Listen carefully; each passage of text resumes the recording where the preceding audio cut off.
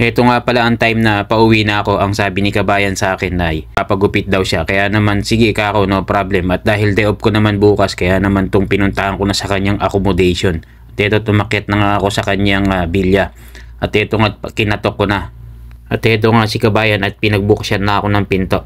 Bali, ito nga pala si bro ay sa may katabi lang namin na restaurant yan. Kaya sabi niya sa akin pagka may time ako puntahan ko lang siya sa accommodation at para magpagupit.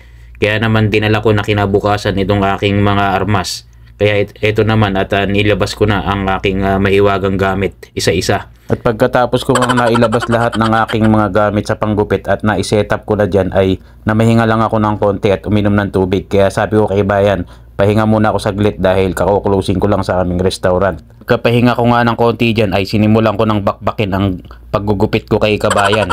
Pangalawang beses ko na pala itong ginupitan si kabayan. Kaya naman sabi niya sa akin puntahan ko lang siya dahil nagustuhan niya ang aking gupit nung unang. Kaya sa mga gusto magpagupit dyan ay PM nyo lang ako, pupuntahan ko kayo. Basta mas malapit lang yung kaya ng aking scooter. Ito na nga pala ang finished product ng aking ginupitan na si brother. Ay wow, mashallah, mashallah.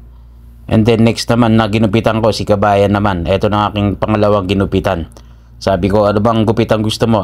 Side by side lang daw. Sige, simple lang ka ako sa akin yan. Basta huwag ka lang pipikit baka iba ang aking magunting. Kaya naman ito sinimulan ko ng bakbakin ang kanyang buhok. At habang ginugupitan ko nga yan si tropa, kwento-kwentuhan na rin para mas maganda ang banding habang nagugupit. At ito na nga ang finished product number 2. Ay wow, mashallah, mashallah. Ways Mia Mia side by side by kabayan. Ay wow, mashallah.